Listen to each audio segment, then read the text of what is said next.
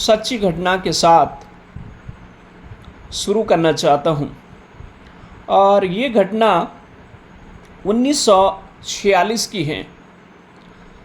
1946 कहें तो 80 साल पहले की ये सच्ची घटना है, जब भारत में और वेस्ट बंगाल में मदर टेरेसा जो है गरीबों के लिए, विधवाओं के लिए, अनाथों के लिए समाज सेवा का काम उन्होंने शुरू किया। हालांकि मदर टेरेसा भारत में 1929 में आई, आज से 97 ईयर्स एगो, 97 साल पहले भारत में आई। लेकिन वो स्कूल में एक शिक्षक के रूप में काम कर रही थी। लेकिन जब उसने बंगाल, जो भारत का राज्य है पश्चिम बंगाल, वहाँ की गरीबी देखी, बेसहारा लोगों को देखा, अनाथ बच्चों को देखा, उनका हृदय जो है तरस और दया से भर गया। और उसी दया और करुणा के काम को करने के लिए मदर टेरेसा जो है बंगाल की गलियों में और झुग्गियों में और उन क्षेत्रों में जा कर के उन गरीब बच्चों को, उन अनाथों को लेकर के एक छोटे से आश्रम में लेके आती हैं। लेकिन उनके पास कोई भी पैसा नहीं था, कहीं से भी कोई मदद नहीं थी कि वो इस प्रकार के लोगों की मदद कर सके। लेकिन परमेश्वर के प्रेम के कारण उनका हृदय करुणा और तरस से भर गया और उन्होंने मन में यही प्रार्थना की, प्रभु आप मेरी मदद करें, मैं जो बच्चों के बीच में काम करना चाहती हूँ, इन बेसहारा लोगों का सहारा बनना चाहती हूँ। प्रभु आप इन बच्चों से प्रेम करते हैं, आप यहाँ के लोगों से प्रेम करते हैं। उस प्रेम और करुणा के कारण उन्होंने इन बच्चों के लिए काम करना शुरू किया। बहुत मुश्किलें उन्हें आई, क्योंकि बच्चे उनके पास काफ़ी हो गए थे, काफ़ी अनाथ बच्चे उनके पास हो गए थे।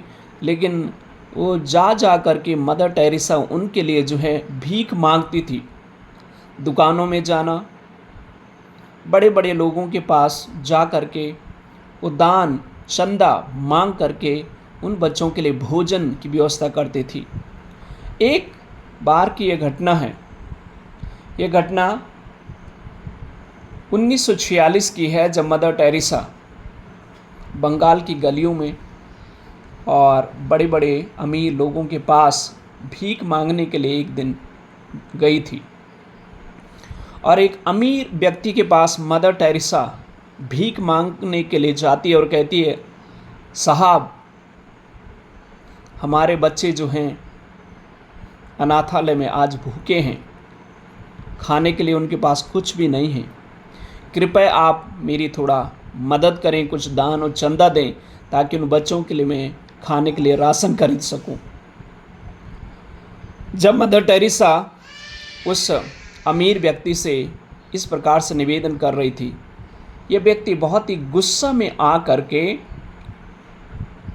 इस व्यक्ति ने मदर टेरेसा के हाथों में जो है थूक लिया।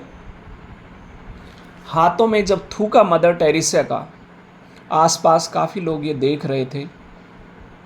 और मदर टेरेसा ने, जो उस अमीर व्यक्ति ने मदर टेरेसा के हाथों में थूका, मदर टेरेसा ने उस थूक को अपनी साड़ी में फोंचा और कहा, साहब ये थूक तो मेरे लिए था, कृपया अब उन बच्चों के लिए कुछ दे दें। प्रियो, ये शब्द सुनते ही ये अमीर व्यक्ति का हृदय जो है वो करुणा से भी भर गया, दया से भी भर गया। और उसका गुस्सा पल भर में बदल गया कि मैंने इतने गुस्से में इस महिला के हाथ में थूका, लेकिन इसने गुस्सा में मुझे कुछ भी नहीं कहा, लेकिन फिर भी करुणा और दया के भाव से उन गरीब बेसहारा बच्चों के लिए मदद मांग रही है। और एक कहानी इस प्रकार से कहती है कि उस अमीर व्यक्ति ने बहुत ही दान मदर टेरेसा को उन बच्चों के लिए दिया, राशन दिया। और उसके बाद ये व्यक्ति जो हैं प्रभु यीशु मसीह का अनुयायी भी हो जाता है और मिशनरी ऑफ चैरिटी को दान और मदद के लिए ये हमेशा उनका सहयोग करने लग जाता है। प्रियो, यहाँ पर मदर टेरेसा का जीवन एक सच्चा स्वार्थ रहित भाव, सच्चे ईमानदारी हृदय से बेसहारा बच्चों के लिए मदद की गुहार लगाती हैं और एक कठोर व्यक्ति जिसने दुर्व्यवहार मदर टेरेसा के साथ किया, उसका हृदय भी बदल जाता है और वो मददगार हो जाता है। तो ये एक सच्ची घटना है जब आप मैं सच्चे हृदय के साथ, करुणा भाव के साथ समाज के हित के लिए, मानव हित के लिए आगे बढ़ते हैं, तो इस संसार में मनुष्य भी और उससे बढ़कर के ईश्वर हमारे लिए अद्भुत रीति से काम करते हैं और हमारी मदद और सहायता करते हैं। तो ये एक पाठ आप मैं इस सच्ची कहानी से सीख सकते हैं, मदर टेरेसा के जीवन से सीख सकते हैं।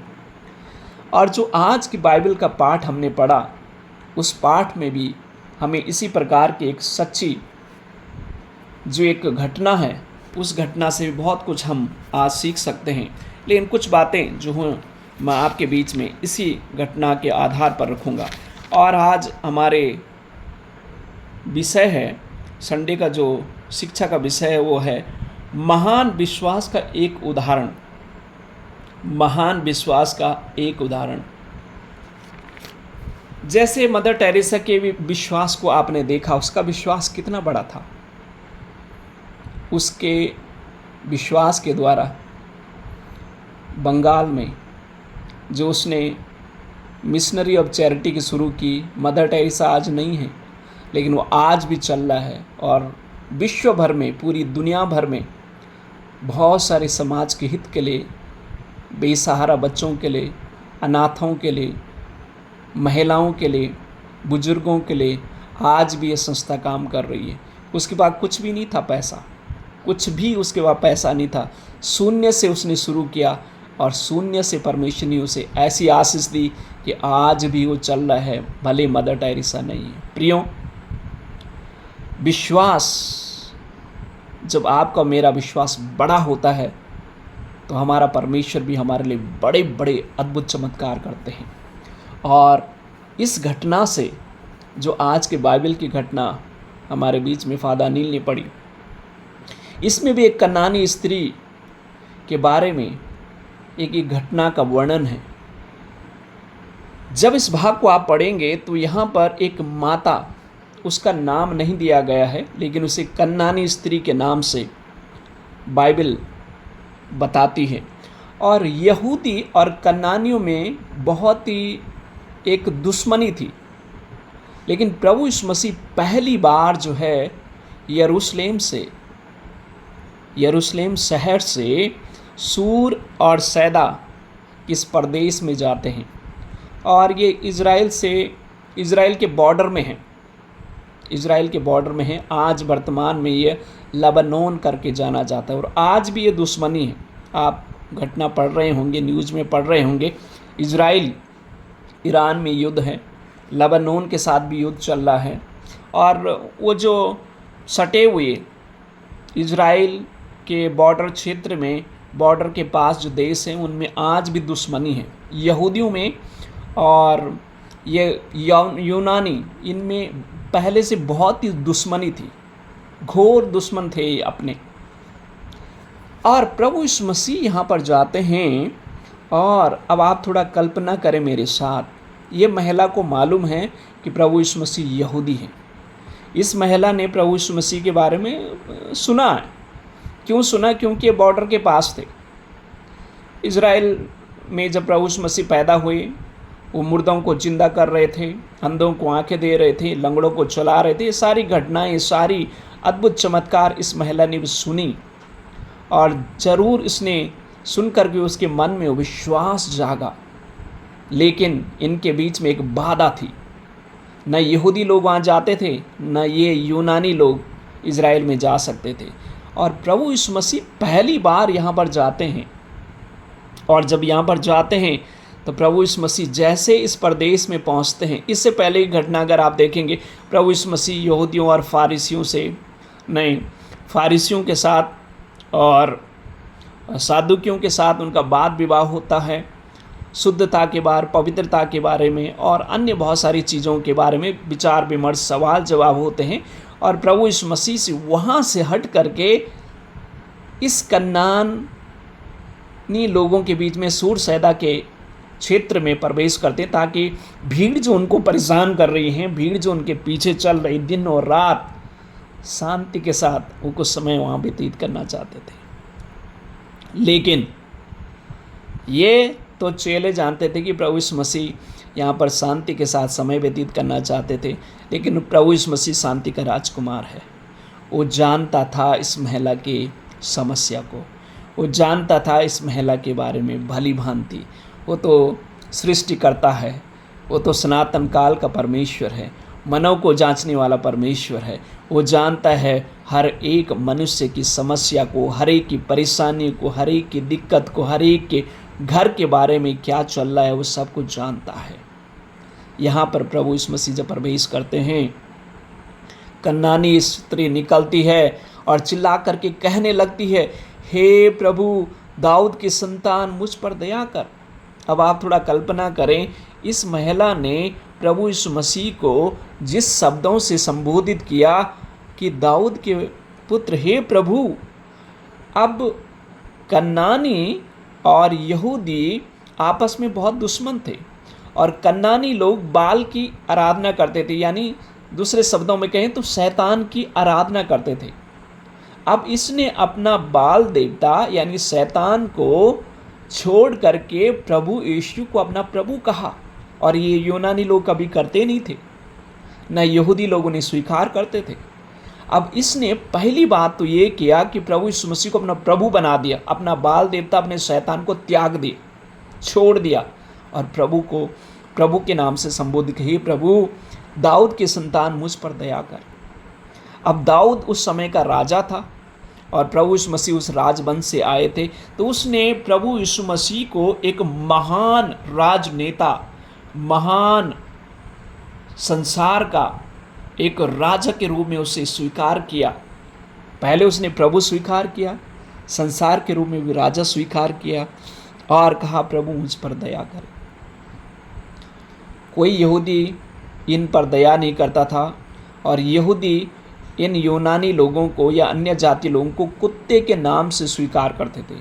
जैसे हम किसी को अगर गाली देना है या किसी को अपशब्द कहना है या किसी को नीचा दिखाना है तो उन्हें तुच्छ शब्दों का इस्तेमाल करते। तो यहाँ पर यहूदी लोग इन गैर यहूदियों के लिए, कनानी हो या कोई और हो, उनके लिए कुत्ता शब्द का इस्तेमाल करते थे, यानी उन्हें छोटा दर्जा देते थे, बहुत तुच्छ समझते थे। और यहूदी लोग बहुत ही ऊंचे पदवी के थे, बहुत ही उनकी जो जाति थी ब्राह्मण से भी बढ़ करके थे। अब ब्राह्मण से बढ़ करके अब आप कहेंगे वो क्या हो सकता है, ये बहुत ही पवित्र और शुद्ध एक जाति और समाज है, अभी भी है, बहुत ही उच्च समाज। क्यों ये उच्च समझते हैं? क्योंकि परमेश्वर ने इन्हें चुना है और ये कहते हैं कि परमेश्वर के चुने हुए वंश हैं, हम जो है पवित्र हैं और चुने हुए राज वंश के ये चुने हुए एक नियुक्त किए गए लोग हैं। अब आगे हम इस घटना में आगे बढ़ते हैं। यहाँ पर ये स्त्री अपने लिए नहीं मांग रही है, ये स्त्री जो है कह रही मेरी बेटी को दुष्ट आत्मा बहुत सता रहा है। अब उस समय भी इन कनानियों में बाल के जो पुजारी हुआ करते थे, एक्चुअली कुछ समय तक तो इनकी घटना बहुत ही क्रूरता भी थी। कभी कभी तो ये बाल इनको इतना परेशान कर देता था कि कभी इन्हें अपना बच्चा भी बलिदान करना पड़ता था। बाल की पूजा करने के लिए अपना पहलौठा बच्चा भी बलिदान उन्हें करना पड़ता था, चढ़ाना पड़ता था। ये बहुत सताता था, ये बाल देवता यानी शैतान उनको बहुत परेशान करता था, तंग करता था। और इसकी बेटी उस बाल के द्वारा यानी उस शैतान के द्वारा बहुत ही परेशान हो गई थी। न जाने इसे किस प्रकार से शैतान परेशान कर रहा था। ये बहुत परेशान हो गई थी और इसकी गिड़गिड़ाहट से, इस महिला की गिड़गिड़ाहट से, इसकी परेशानी से, इसके इस भाव से ये स्पष्ट हो जाता है कि इसकी बेटी को ये शैतान साथ पानी में गिराता होगा, आग में डालता होगा, ये रोती होगी, चीखती होगी, चिल्लाती होगी। इसी वजह से माँ भी बहुत परेशान थी और ये माँ जो है अपने बेटी के इस समस्या को लेकर के प्रभु यीशु मसीह के पास आती और कहती है, प्रभु मुझ पर दया करे, मेरी बेटी को दुष्ट आत्मा सता रहा है। पर उसने उसे कुछ भी उत्तर नहीं दिया। तब उसके चेलों ने आकर उसे विनती की, इसे विदा कर, क्योंकि वह हमारे पीछे चिल्लाती हुई आ रही है। प्रियो, प्रभु यीशु मसीह ने इसके चीखने में, चिल्लाने में, इसके निवेदन में, इसके प्रार्थना में भी कुछ ध्यान नहीं दिया और शांत रहे। अब देखिए, ये बहुत चिल्लाई होगी, बहुत रोई होगी, लेकिन प्रभु यीशु मसीह शांत रहे। लेकिन आगे अब चेले भी जो कह रहे हैं, हे प्रभु, वो चेले खुद तंग आ गए, चेले खुद परेशान हो गए और चेले खुद कहने लगे, हे प्रभु आप इसे विदा कर दें, क्योंकि ये चिल्लाती हुई हमारे पीछे आ रही है। शायद प्रभु यीशु मसीह और चेले आगे बढ़ते जा रहे होंगे और ये चीखती हुई, चिल्लाती हुई, ज़ोर ज़ोर से रो रही है, प्रभु मेरी बेटी को बचा ले, प्रभु मेरी बेटी को बचा ले। प्रियो, इसके दर्द को, इसकी पीड़ा को एक माँ समझ सकती है, एक माता पिता समझ सकते हैं। जब हमारे बच्चे बीमार होते हैं, जब हमारे बच्चे परेशानी में होते हैं, तो एक माँ और बाप अपने बच्चों के दर्द को, उनकी पीड़ाओं को माँ बाप ही समझ सकते हैं। क्योंकि जब बच्चा परेशान होता है तो माँ बाप भी उससे भी ज़्यादा परेशान होते हैं। जब बच्चा बीमारी में होता है तो माँ बाप और भी तंग और परेशानी में होते हैं। बच्चे से भी ज़्यादा दर्द माँ बाप को सहना पड़ता है, चैन से भी सो नहीं पाते हैं। और इस माँ के इस दर्द को हम महसूस कर सकते हैं।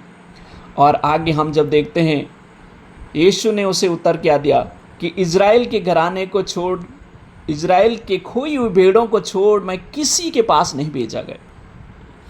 अब थोड़ा आप कल्पना करें, प्रभु यीशु मसीह ने शांत हो करके कुछ समय कुछ नहीं कहा। जब मुंह खोला तो कहा कि मैं तो सिर्फ इजरायलियों के लिए आया हूँ। अब आप थोड़ा सोचिए, इस महिला की जो उम्मीद थी भी थोड़ा कि प्रभु मुंह खोलेंगे, कुछ तो मेरे लिए करेंगे, लेकिन प्रभु ने एक बाधा उसके सामने खड़ी कर दी और कहा, मैं इजरायलियों के लिए आया हूँ। और फिर आगे प्रभु यीशु मसीह से कहते हैं, वो रुकती नहीं हो महिला, वो कहती है, पर वह प्रभु यीशु मसीह के यीशु के को प्रणाम करने लगी। प्रियो, यहाँ पर ग्रीक शब्द लिखा हुआ है कि ये आती रोती बिलखती हुई यीशु के चरणों में आकर के गिरती है और रोती हुई कहती है, विनती करती है, रोती हुई विनती करती है और कहती है, प्रभु मेरी सहायता कर।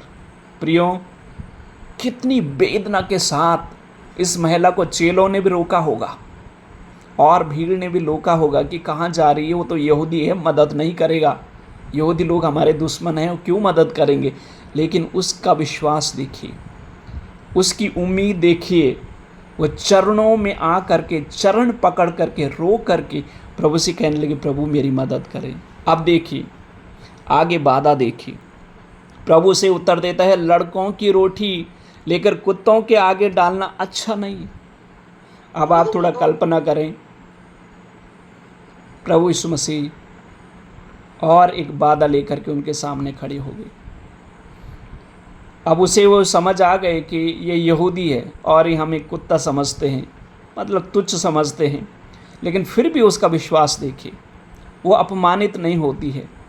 आगे वो क्या कहती है, उसने उत्तर दिया, उस स्त्री ने, सत्य है प्रभु, पर कुत्ते भी चूर चार खाते हैं जो उनके स्वामियों की मेज से गिरता है। प्रियो, देखिए, इस महिला को अपमानित भी किया गया और यहूदी लोग नॉर्मली कहते थे, वो भी समझते थे इस बात को, लेकिन उसने देखो कैसा जवाब दिया।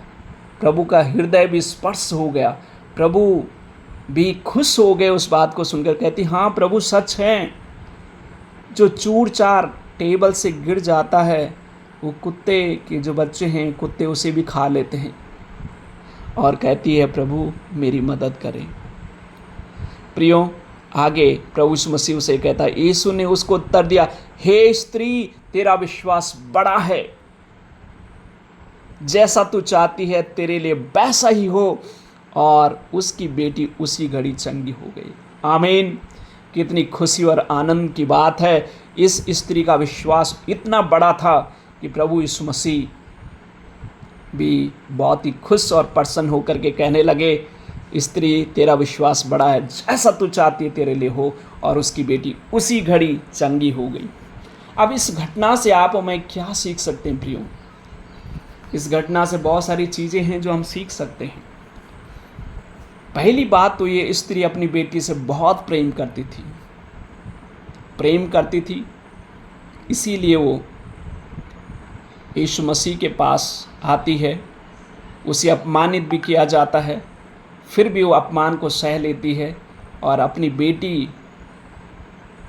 की मदद के लिए लगातार प्रभु यीशु मसीह के पास जाती है और मदद मांगती है। उसका विश्वास, दूसरी बात, उसका विश्वास जो था वो बहुत ही बड़ा विश्वास था। बहुत बाधाएं उसके सामने थी। पहली बाधा तो ये थी कि वो प्रभु यीशु मसीह यहूदी थे और वो कनानी थी, सबसे बड़ी बाधा ये थी। दूसरी बाधा ये थी, प्रभु यीशु मसीह चुप थे, कुछ जवाब नहीं दे रहे थे। तीसरी बाधा ये थी, जब बातचीत भी किया तो उसे उसी बात को याद दिलाया गया जो उसके मन में भी ज़रूर थी कि यहूदी तो हमें जो है कुत्ता के रूप में स्वीकार करते हैं, यानी हमें तुच्छ समझते हैं। जो मन में उसकी थी, वो प्रभु यीशु मसीह ने उस बात को भी उसे कह दिया।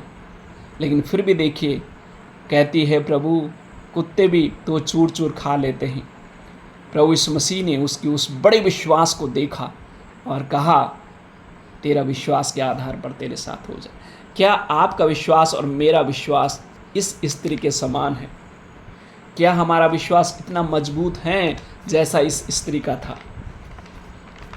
जब बाधाएं हमारे जीवन में आ जाती हैं तो क्या आप और मैं पीछे हट जाते हैं, वापस चले जाते हैं, या आप और मैं इस स्त्री के समान लगातार आगे बढ़ते रहते हैं? तो ये पाठ जो हम इस स्त्री के जीवन से सीख सकते हैं। हमारे जीवन में प्रियो, कठिन परिस्थितियाँ बहुत बार आती हैं। जैसे स्त्री के जीवन में भी कठिन परिस्थिति ये थी, इसकी बेटी बीमार नहीं थी, दुष्ट आत्मा से ग्रसित थी, तो इस बीमारी से वो परेशान थी। तो इसकी मुश्किल थी ये, इसकी परेशानी थी ये, और ये परेशानी में यीशु के पास आई। क्या आप हमें अपनी परेशानी को लेकर यीशु के पास आते हैं? ये सवाल मैं आपके पास छोड़ना चाहता हूँ। दूसरी बात, अगली बात इस महिला के जीवन से हम सीख सकते हैं कि वो प्रार्थना में वो हटी नहीं। उसके प्रार्थना में उसने हार नहीं मानी उसने। उसकी मन की यही विनती थी, यही प्रार्थना थी कि मैं अपनी बेटी को चंगाई देखना चाहती हूँ, अपनी बेटी को चंगा देखना चाहती हूँ। प्रार्थना में उसने हार नहीं मानी। हालांकि यीशु मसीह चुप रहे, कुछ जवाब नहीं दिया। आगे बाधाएं उनके सामने आई। परमेश्वर ने उसे एक ऐसा सवाल कहा जो उसके मन में भी उदाहरण थी, लेकिन फिर भी वो रुकी नहीं, हटी नहीं, और प्रार्थना में उसने हार नहीं मानी और उसकी विनती को परमेश्वर ने स्वीकार कर लिया। तो ये आप और मैं सीख सकते हैं कि हमें प्रार्थना में कभी हार नहीं माननी है। कई बार आपको ऐसा लगेगा कि प्रभु चुप हैं, जवाब नहीं दे रहे हैं हमारी प्रार्थनाओं का। प्रियो, प्रभु जवाब नहीं दे रहे हैं, इसका मतलब ये नहीं है कि प्रभु हमारी प्रार्थनाओं को सुन नहीं रहे हैं। प्रियो, जवाब ना देना इसका मतलब ये नहीं कि प्रभु हमारी प्रार्थना को सुन नहीं रहे। वो सुनते हैं, वो हमारे विश्वास को परखते हैं, हमारे विश्वास को और मजबूत करते हैं। जैसे इस स्त्री का विश्वास को और मजबूत किया और बड़ा किया इसके विश्वास को। तो कभी घबराएं नहीं, जब प्रार्थना सुनी भी न जाए, समय लगे, इंतज़ार करें और विश्वास करें, प्रभु हमारी प्रार्थना को सुनेगा, जैसे इस स्त्री की प्रार्थना को सुना। आगे इस स्त्री से हम सीख सकते हैं, नम्र हृदय रखें। इस स्त्री को जो वो बात याद दिलाई गई कि कुत्तों के आगे रोटी डालना ये उचित नहीं है, ये तो यहूदियों के रीति रिवाज के हिसाब से इन कनानियों की मदद करना उचित नहीं है, इनके सहयोग करना उचित नहीं है, क्योंकि ये दुश्मन है। लेकिन उसका नम्र स्वभाव देखिए और कहती है, प्रभु सत्य है प्रभु ये बात तो, पर कुत्ते भी तो चूर चार खा लेते हैं। यानी उसने उस बात को स्वीकार किया, नम्रता के साथ स्वीकार किया। जो समाज हमें कहता है कि हम छोटे हैं, मैं उस बात को स्वीकार करती हूँ, लेकिन प्रभु आप मेरी मदद करें, मेरी सहायता करें, आप मेरे स्वामी हैं प्रभु, आप मेरी मदद करें। ऐसा नम्र स्वभाव रखना प्रियो बहुत ज़रूरी है। क्या आप में नम्र हैं? जब हमें कई बार कुछ ऐसी बातें कही जाती हैं, कई बार हमारे घमंड को चूर करने के लिए परमेश्वर विभिन्न प्रकार से हमारे सामने घटनाओं को रखता है। क्या आप में घमंड में आकर के उसका विरोध करते हैं या घमंड को चूर होने के लिए अवसर देते हैं? इसने अपने घमंड को चूर होने का अवसर दिया, अपने आप को नम्र किया, और जब नम्र किया उसकी नम्रता से परमेश्वर स्वयं प्रभावित हो गया। और आगे हम देखते हैं उसका जो विश्वास है वो एक सच्चा विश्वास था, इसीलिए उसका जब उसका सच्चा विश्वास था, इसी के लिए उसका चमत्कार हो पाया। आज आप में परमेश्वर के सामने विनती निवेदनों को लेकर के तो आते हैं, लेकिन हमारे मन में कपट छल होती है, सच्चा हृदय नहीं होता है, साफ हृदय नहीं होता है। जब सच्चा और साफ हृदय नहीं होता है तो हमारे लिए चमत्कार नहीं होते हैं। जब हमारा हृदय सच व साफ होता है, परमेश्वर हमारे लिए चमत्कार करता है, जैसा इस स्त्री के जीवन में उसने वो चमत्कार किया। परमेश्वर आज भी हमारे जीवनों में वो चमत्कार करना चाहते हैं। तो प्रियो, इस स्त्री के जीवन से बहुत सारी चीज़ों को हम सीख सकते हैं, और मैं आपसे निवेदन करूंगा कि आप लगातार एक प्रार्थना को आप जरूर करना। इस स्त्री ने जो प्रार्थना को किया, उस प्रार्थना को आप और मैं भी कर सकते हैं, और ये इसको लगातार आप अपने जीवन में इस प्रार्थना को स्मरण रखें और प्रैक्टिस करें। वो कहती है कि प्रभु यीशु परमेश्वर के पुत्र मुझ पर दया करें, प्रभु यीशु मसीह परमेश्वर के पुत्र मुझ पर दया करें। प्रिय, ये प्रार्थना हमेशा अपने जीवन के लिए करें, और जो उसने ये प्रार्थना किया, मैं सोचता हूँ कि इसी प्रार्थना के द्वारा परमेश्वर ने उसकी समस्या का समाधान किया। प्रभु दाऊद की संतान मुझ पर दया करें। जब आप मुश्किल में होते हैं, कठिन परिस्थितियों में होते हैं, एक छोटी सी प्रार्थना करें, प्रभु मुझ पर दया करें, प्रभु मुझ पर दया करें, मेरे परिवार पर दया करें, मेरे घराने पर दया करें, मेरे भविष्य पर दया करें। जब इस प्रार्थना को आप करेंगे, परमेश्वर आप पर जरूर दया करेंगे, क्योंकि वो दयालु परमेश्वर है, करुणा से भरे परमेश्वर है। और बाइबल से हमने और भी भागों को आज के इस संडे की जो लेक्शनरी है उसके आधार पर बाइबल के और भी भाग हैं, लेकिन उन भागों में से मैं कुछ वचनों को आपके सामने रखना चाहता हूं कि महान विश्वास का एक उदाहरण जैसा मदर टेरेसा के जीवन से हमने सीखा, और इस कनानी स्त्री के जीवन से सीखा कितना बड़ा विश्वास इसका था। उसने अपने बेटी से प्रेम भी किया, और उसका विश्वास भी था। उसकी जो प्रार्थना थी वो रुकी नहीं, लगातार प्रार्थना अपनी बेटी के लिए करती रहती हैं, और परमेश्वर ने इसके लिए वो चमत्कार किया, बड़ा चमत्कार उसके लिए किया।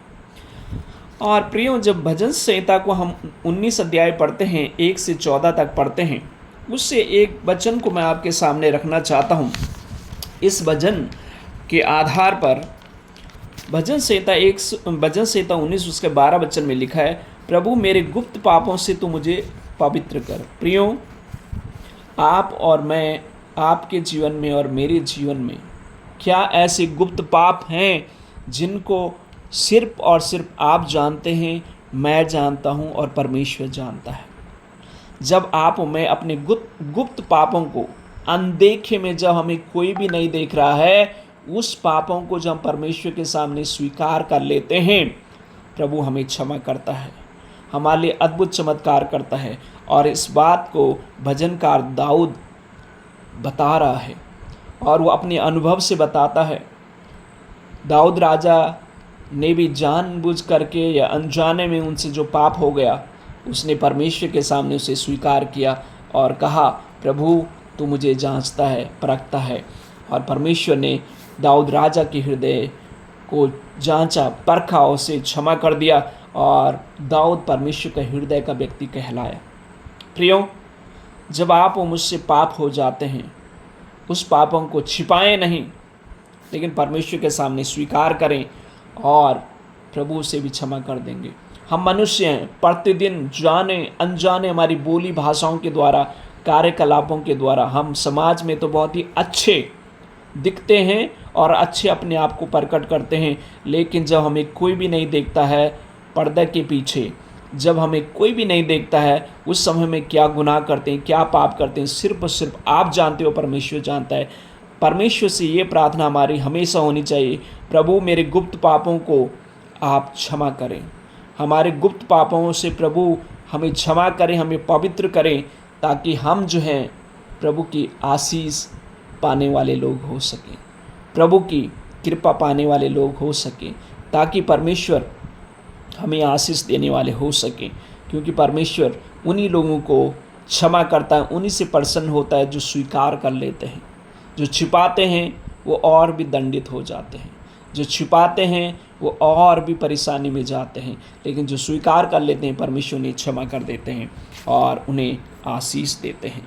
और प्रियो, यशाया नबी की जो पुस्तक है उसका 56 अध्याय उसके 7 वचन को जब हम पढ़ते हैं तो वहाँ पर भविष्यवक्ता यशाया इस प्रकार से कहता है कि मेरा भवन सब देशों के लोगों के लिए प्रार्थना का भवन कहलाएगा।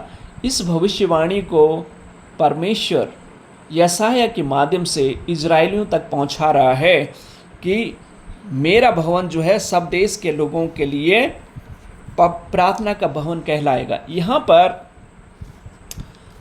गैर यहूदी लोग और नपुंसक लोग, जिनको उस समय आराधना में आने की और मंदिर में आने की इजाज़त नहीं थी, और जब इस अध्याय को आप पढ़ेंगे 56 अध्याय उसके 1 पद से 7 पद तक पढ़ेंगे तो इजरायली लोग जो गुलामी से छुटकारा पा करके यहाँ पर अब गैर यहूदी लोग, जंटाइल नपुंसक लोग जो प्रभु को जान गए थे और जान रहे थे, इनको प्रार्थना में आने के लिए जो है यहूदी लोग, जो कट्टर यहूदी लोग थे, वो बाधा उनके लिए उत्पन्न कर रहे थे, उन्हें रोक रहे थे, क्योंकि उनकी व्यवस्था कानून के हिसाब से इन लोगों को आने की कोई इजाज़त नहीं थी।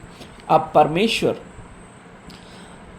यशाया के माध्यम से उन्हें स्मरण दिला रहा है कि परमेश्वर गैर यहूदियों का भी परमेश्वर है, परमेश्वर नपुंसक लोगों का परमेश्वर है, और परमेश्वर हर एक मनुष्य का परमेश्वर, हर एक जाति का परमेश्वर है, हर एक रंग रूप का परमेश्वर है। और परमेश्वर कहता है कि मेरा भवन सब देश के लोगों के लिए प्रार्थना का भवन कहलाएगा। प्रियो, परमेश्वर का भवन हर एक के लिए खुला है, परमेश्वर हर एक का परमेश्वर है।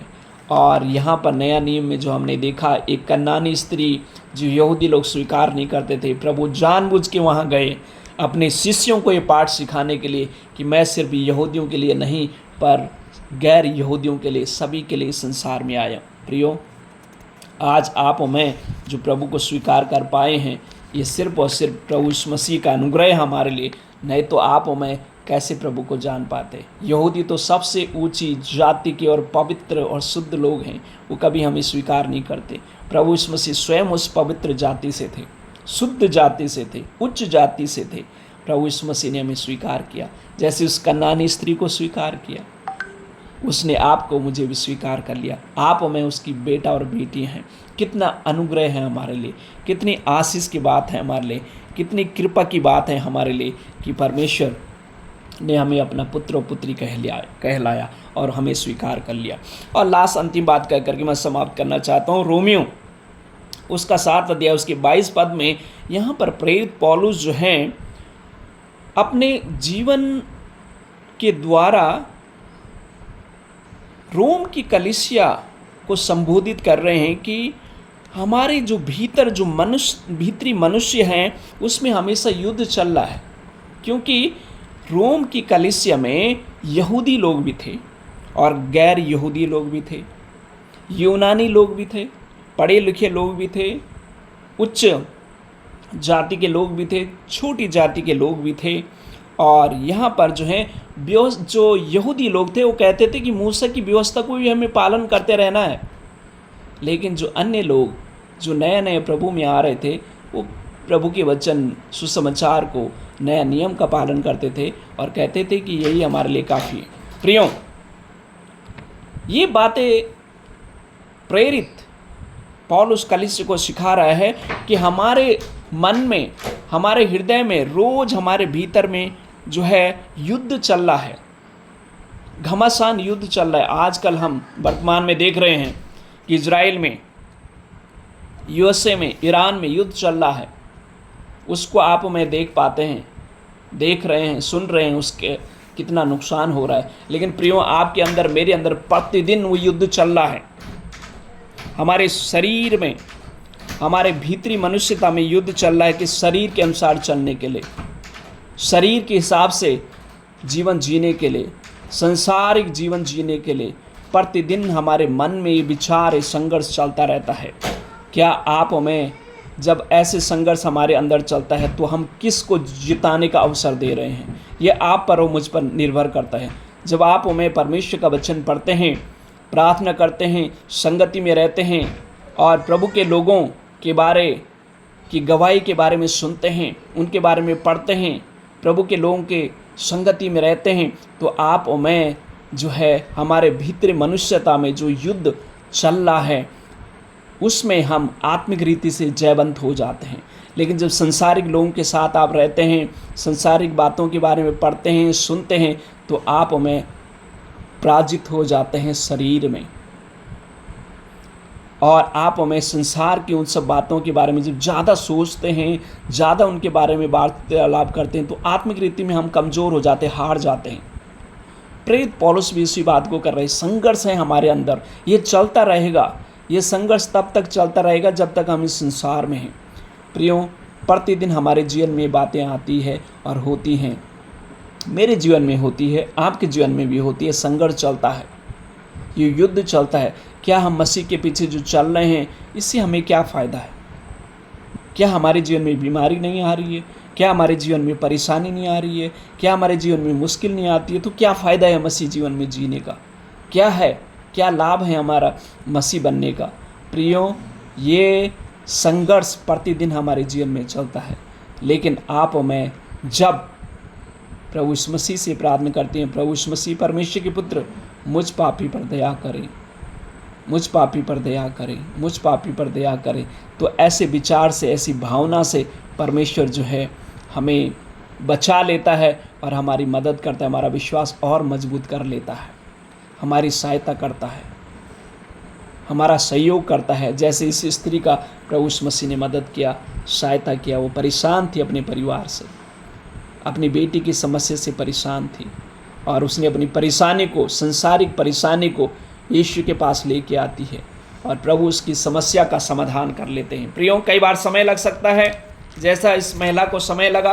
प्रभु ने जवाब तुरंत नहीं दिया, समय लगा, लेकिन उसने प्रार्थना में हार नहीं मानी, लगातार प्रार्थना करती रही। अच्छी बात इसने की, अपनी इस बेटी के समस्या को यीशु के पास लेके आए। आज हम किसके पास लेके आते हैं? जब समस्या आती हैं, सबसे पहले हम डॉक्टर को ढूंढते हैं, सबसे पहले उन लोगों को हम ढूंढते हैं जो हमारी मदद इस संसार में कर सकते हैं। लेकिन उससे बढ़ कर के आपको, मुझे यीशु के पास उस समस्या को लेके आना है और प्रार्थना लगातार करनी है। जब तक हमारी प्रार्थना सुन न जाए, तब तक यीशु से प्रार्थना करते रहें। नम्र रखें, नम्र रहें, हृदय को नम्र रहें। कई बार शायद परमेश्वर में तोड़ता है, बीमारियों के द्वारा, परेशानियों के द्वारा, समस्याओं के द्वारा कई बार परमेश्वर में तोड़ता है। हमारे घमंड को तोड़ता है, हमारे अहंकार को तोड़ता है, हमारे ईगो को तोड़ता है। उसको तोड़ने का अवसर दें। जब परमेश्वर तोड़ देगा तो आप मैं परमेश्वर के हिसाब से आशीष में लोग बन जाएंगे और परमेश्वर हमारे लिए चमत्कार करेंगे। और उस स्त्री के विश्वास के द्वारा, उसका विश्वास सिर्फ परमेश्वर में था, उसकी आशा उम्मीद यीशु ही थी और यीशु ने उसकी आशा उम्मीद को पूरा किया और उसके लिए अद्भुत चमत्कार किया। आज भी परमेश्वर हमारे लिए चमत्कार करना चाहते हैं। क्या आपका मेरा विश्वास इस स्त्री के जैसा बड़ा विश्वास है कि यीशु मसीह स्वयं कह पाया कि तेरा विश्वास बहुत बड़ा है?